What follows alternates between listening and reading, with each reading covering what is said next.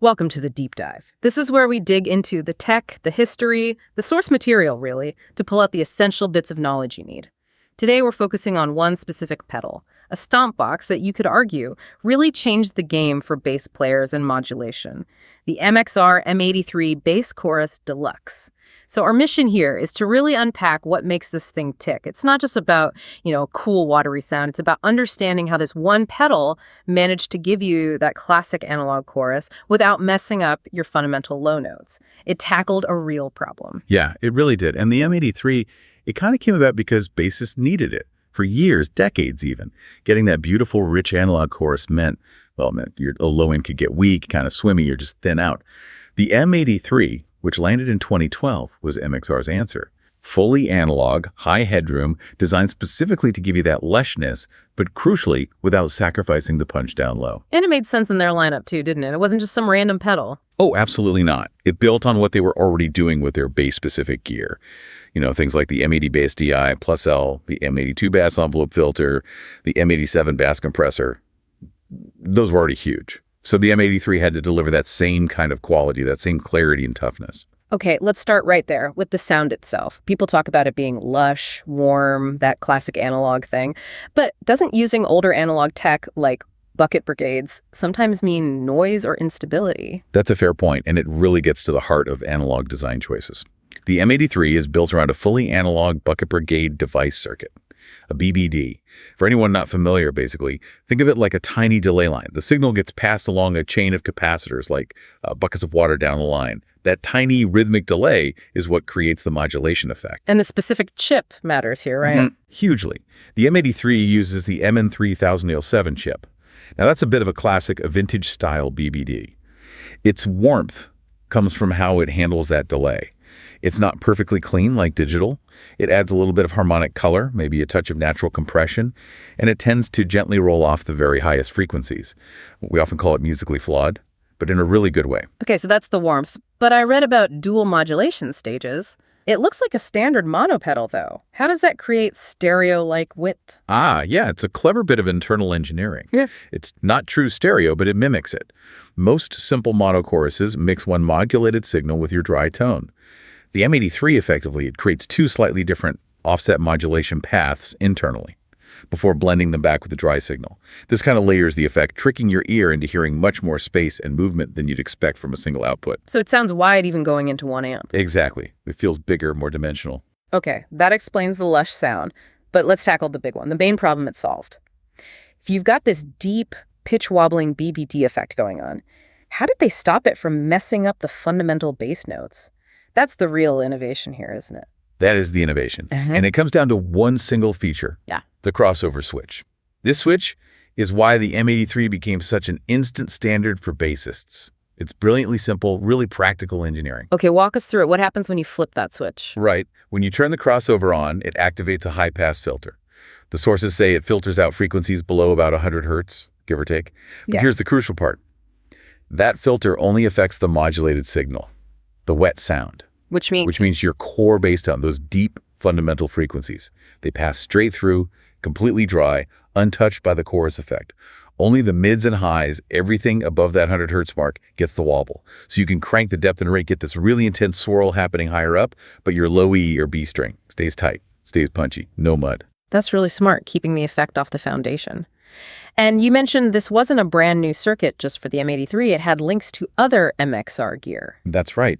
The info suggests this crossover circuit was actually modeled on the one they already used in the M80 Bass DI plus E. Okay. So it's like they took a proven concept for preserving low-end clarity and applied it specifically to modulation here. It creates a nice consistency across their bass pedals. Good thinking. Okay, before we dig into the controls, let's just quickly nail down a couple of tech specs. It's true bypass, right? Mechanical bypass. Yep, true mechanical bypass. Yep. So when it's off, it's really off. No tone suck. And the input impedance is listed as 2.2 megabaridohms. Why is that number significant, especially for bass players? That's a really important detail for compatibility. Input impedance affects how the pedal interacts with your bass pickups. Passive basses, especially vintage ones, can sound dull or lose high end if the pedal's impedance is too low. Active basses have a much stronger output. So 2.2 megaohms is high enough to keep passive basses sounding bright and full. But it also gives enough headroom to handle the hotter signal from active electronics without distorting the input stage right away. It just works well with pretty much any bass you plug into it. Universal compatibility, basically. Yeah. Got it. So they nailed the analog core, protected the lows with the crossover, made sure it plays nice with different basses. But what about flexibility? What other controls did they add to make it more than just a standard chorus? Oh, they went way beyond the usual rate and depth knobs, though you obviously have those for the speed and intensity of the effect. The big additions were the active bass and treble controls. Active EQ, you mean? Yeah, proper active EQ. We're talking plus or minus 15 decibels of cut or boost for both bass and treble. That's like studio console level control over the tone of the chorus effect itself. 15 dB, that's huge. You could really reshape the sound. Absolutely. You can make the chorus dark and swampy by cutting treble and boosting bass, or make it bright and shimmery by doing the opposite. It gives you massive tonal range. And that EQ works on the other sound in the box too, the flanger. Right, the flanger switch. How does that work? Is it like a totally separate circuit? It's actually integrated into the main BBD circuit. Flipping that switch changes how the modulated signal feeds back into itself. It introduces more resonance, more regeneration. That's what creates that classic whooshing, phasey, jet plane sound of a flanger. So you go from chorus to flanger just by hitting that switch, and the EQ works on both. It dramatically expands what the pedal can do. So two distinct modulation effects, plus powerful EQ, plus the crossover. What's the overall character? What does it actually sound like when you put it all together? Well, the core tone is definitely still that warm, fluid analog sound. You know, that slightly darker top end that's typical of BBDs, which is part of the appeal. But with the controls, you can take it anywhere from just a subtle widening, a little bit of watery movement, right up to these really deep swirling, almost Leslie speaker type effects. It's very versatile.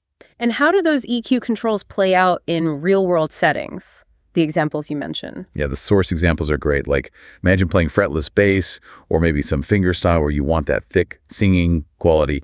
You could boost the bass EQ knob a bit, say plus 3 dB, like in their fretless swirl setting example. That adds weight and presence to the modulated tone. But crucially, you'd keep the crossover switch on. Right, so the effect gets thicker, but the absolute lowest notes stay clean. Exactly. You get the character in the mids and highs without losing definition. Or, flip side, maybe you're playing slap or some modern pop tune where you need real clarity and attack. That's where the treble control comes in. You could boost that to add shimmer and emphasize the string sound. A subtle pop clarity setting would likely use a treble boost, and again, definitely have that crossover engaged to keep the foundation rock solid, no matter how deep the chorus effect is on top. Makes sense. Okay, let's move into the final section. How did the M83 become such a fixture on pro pedal boards? It obviously caught on quickly. How are people using this blend of warmth and control live versus in the studio? Well, live, it's fantastic for adding that sense of space and movement, especially on cleaner tones, maybe doing ballads or more atmospheric parts of a song. And the big advantage live is that crossover. It means your bass line doesn't get lost in the mix when the chorus kicks in, even if the band is loud. The definition is still there. And in the studio, are engineers just using it as a straightforward chorus? Often, yes, but also for more creative stuff. Because it's stable and has that EQ, it's great for things like creating subtle stereo width from a mono bass track during mixdown, or for thickening up double-track bass parts. Some engineers even use it almost like a detuner, dialing in a very slow rate and shallow depth just to add a bit of richness where the modulation itself isn't super obvious. Interesting. That brings up signal chain placement. With an analog BBD circuit, where's the best place to put this pedal to get the most out of it? Yeah, placement matters. Most players find it works best after things like compression or overdrive. Yeah. You generally want to compress before modulation, and you don't want to slam the input of the BBD with too hot a signal from a drive pedal, as that can sound harsh. And then usually you'd put it before any delay or reverb effects. For the absolute cleanest sound, some people like running it in the effects loop of their preamp or DI box if they have one. That often feeds it a nice, clean, line-level signal. Okay. So looking back at when it came out, you had other popular bass chorus pedals around, like the Boss CEB3, maybe the Electro-Harmonix bass clone. Why do you think the M83 took off and sort of became the modern benchmark? I think it just hit the sweet spot. If you compare it, say, the Boss CEB3, that's often digital. It sounds clean, sure, but it doesn't quite have that specific analog warmth of the MN3007 chip. Then you have the EHX bass clone. That is analog, and tonally it's in a similar ballpark, definitely warm, but it just doesn't have the same level of control. No active EQ, no flanger mode built in, and maybe a simpler approach to keeping the low end intact. The M83 just brought it all together. Genuine analog warmth, plus that really effective crossover, plus the powerful EQ, plus the flanger option. It proved you didn't have to compromise between warmth and clarity anymore. And that's probably why you see it on boards of players known for really specific and demanding tones, right? Like Right. Justin Chancellor from Tool or Juan Alderete from the Mars Volta. Exactly. Those guys use it for everything from just subtle thickening to really extreme, almost textural modulation effects. It can handle both ends of the spectrum. It really did set a new standard. By integrating the chorus and flanger, adding that studio-style EQ, and solving the low-end problem with the crossover, it just offered a level of versatility and tonal integrity that bassists hadn't really had before in one analog pedal. A huge impact from one little teal box. So quick recap for everyone listening. The key things are that warm, classic MM3007 BBD analog sound, the game-changing low-end preservation thanks to that crossover circuit filtering below 100 hertz, and then the added versatility from the built-in flanger mode and that powerful active EQ. Absolutely. And here's a little historical tidbit. The success of the M83 actually spurred MXR on. They apparently started developing prototypes for a dedicated bass flanger Deluxe and even a more general bass modulator pedal based on its success. But neither of those pedals ever actually made it to production. They were never released commercially. Oh, interesting. Unreleased follow-ups. Yeah. So maybe here's a final thought to chew on. Considering how well the M83 managed to blend chorus and flanging and nail that crossover function, what unique feature or maybe what kind of new sound synthesis do you think those unreleased pedals, the Bass Flanger Deluxe and the bass modulators, might have introduced to push bass modulation even further? What might they have done differently? That's a great question. Leaves you wondering what might have been. Something to think about next time you're dialing in your own effects. Explore that idea, apply what you've learned today, and we'll catch you on the next deep dive.